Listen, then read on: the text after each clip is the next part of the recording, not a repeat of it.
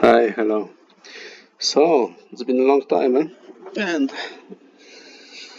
have a look. Let's have a look on this video together. Uh, this is guy in Roldanillo flying pretty close to power lines.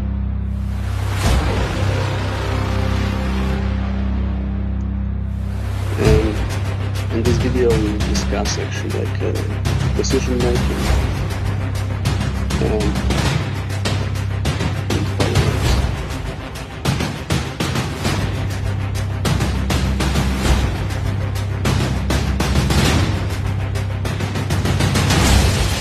Since power lines are close settlement. Now he's pushing and he flies over pretty close. So this is all things that you don't want to do while paragliding. And I don't actually know how he got in this situation, but this is clearly a mistake if you get in a situation like this already. And this may happen because you don't have a plan B, A, B, C. Basically, plan A is for the most probable events. So everything works nicely, you get thermals and and you advance. Plan B is if there's still probable, but for some reasons the thermal doesn't work, whatever, and what you do then as your plan B. Plan C is for some real low probable things, but if you go, for example, new area, you don't know the winds or valley winds, stuff like this, then you may still do some extra plan for situations that are you think improbable, but still, since maybe don't know the place, then it's better to have an option in case, for example, you get like a strong wind or strong downdraft. So basically this is our planning, and planning means you prepare your options where you're pretty relaxed and there is no stress, so you are actually capable to figuring out stuff. Because once you get stressed, like probably he is here, then you get in this reptile mode, kind of like trying to survive, and then all the other upper so to say thinking functions, they are lost. And it means you fixate an idea and you kind of like follow this idea. And this is basically what I suppose happened here. So the guy didn't have a plan, and he was just at any price going to the landing zone, so to say. So this is and going very close to those power lines, which was very risky because he's flying on a nice shiny day. So there's a lot of sun. He's in Colombia here in Roldanillo, so the air may move up and down pretty strongly. So when you fly so close to power lines as he did, you may get easily bumped up a few meters or down drafted a few meters. So you may end up in those power lines. So this is basically this is the problem here. And now there's also another option that I believe may have played into this situation, why he was pushing so, because there's this option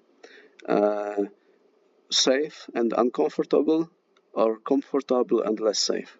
This is a choice that you will often see, but you will often make while paragliding, and it's always better to choose the uncomfortable option but the safer option than the other way around. Don't ask me how I know. And so he's pushing here. Maybe he's just freaked out and just fixated on this target. Once you're fixated, there's no tunnel. There's this kind of tunnel vision. You don't look left and right, and you kind of like you have limited awareness of all the other options. That's why it's important to make the plans before, and that's why it's also important to be aware of that. That whenever you freak out, it's important to try to look around and think about other things than just your fixated idea. So this is one thing, and the other thing is that if he would have landed somewhere here on the slope, then it would be much more complicated to get to the road somewhere. It would be a very complicated hike, and maybe a very long hike, even though it's not far, but the terrain in Colombia here is very complicated. We'll see. let's say, for example,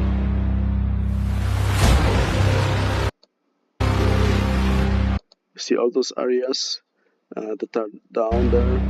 So really dense areas you may have here. Wherever you have those dense trees, you may have like the terrain going like even vertically down there. This is very special with very dense vegetation. Basically, I would say impossible to pass for me. Whenever I was in a situation like this that I had to pass through this, I was just going around. So he would need to do a lot of going around to get out of this, but probably he would succeed. It would be just complicated. And if you ask me, this slope are perfectly fine. I mean, this is already behind the first power line, but then you can just wait, do some turns before the power line, make sure that we are really below, and then go for landing here. Like the wind is probably going in that direction because the big mountain is behind him, so this slope would be maybe a little bit lee side depending on how much wind there is, so maybe something else to take into account, but this slope should be perfectly fine and for land. So basically and maybe even like more emergency landing somewhere here, although this is the second power line here, so yeah, maybe this is not a good option. But even somewhere here, like going around or trying, it's pretty hard to assess actually where the power lines are here in this picture. But I have the impression that there would be other options than push over those power lines. But those other options, they would be in a really long hike, going up the hill, down, up many times probably, and a very complicated one. But that would be the sure option, with the small risk of going through this difficult terrain. I mean, the risk is that if you don't have enough water and it's a long way, then you may get into trouble. So this is another option, but another thing to take into account. But anyway, would be much better than flying so close to the first power line. So this is the first power line. You see, he's close, and the other thing is it's very difficult for me, at least, to assess actually how far you are to the power line, because your wing is above you. The power line is, I mean, if you look on the horizon, then you know that it's more or less above, but you don't know actually how far. And I always had problems, so I was actually, when I was flying under power lines, I was kind of like turning many times to lose altitude to be sure 100% that I go down there or under the power line. And but here, this was maybe still okay. Now here it looks some terrain without the trees, but there is slope. He's still higher, and there is another power line soon. It's here already. Yeah, so this is a bit the problem. But again, I would kind of like even turn here, right, lose altitude and land somewhere here, maybe under the power line like this, maybe even risking like having a paraglider on the tree. It's still much better option than risking now that you are here and now you get a downdraft. Just imagine, perfectly possible on a sunny day like this, and you are in the power line. So don't do that. He's right, but what I miss in his film is this movie is the conclusions from all of this. But don't do that. But what else? And now here you have a lot of space. It would need maybe going a little bit to the left and then coming back to land.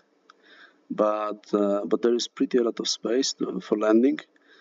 Still risking maybe you fly into the tree, that's possible, but those trees are low, so the risk is pretty manageable, and you are already pretty close to this, so you are low, you can land here, but instead of this, he's going at any price. Now he's pretty low and he's still pushing.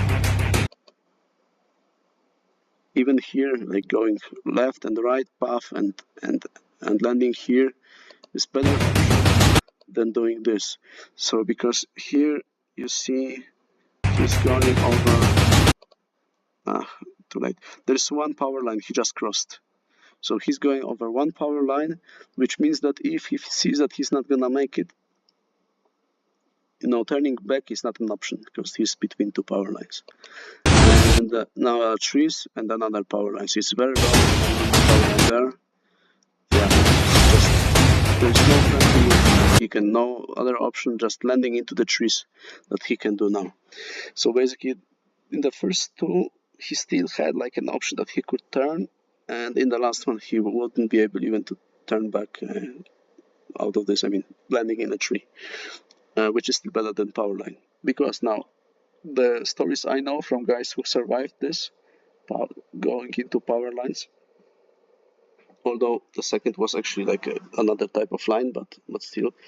So the one guy got he got actually seriously burned, and also in Roldanillo, by the way.